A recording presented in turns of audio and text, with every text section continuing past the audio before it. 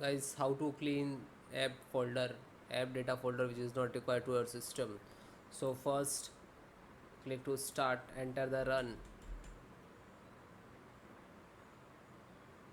and right click.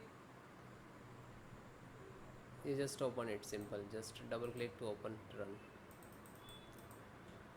Enter the percentage, temp percentage.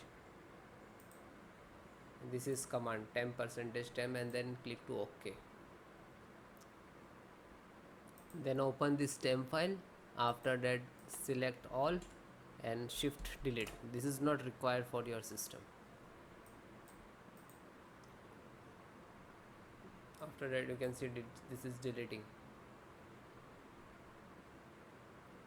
and then skip, and then click to skip. Check this and skip.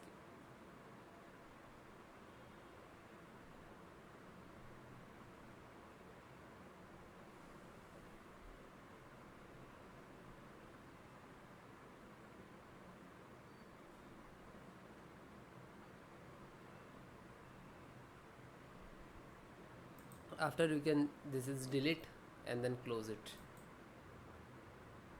Then next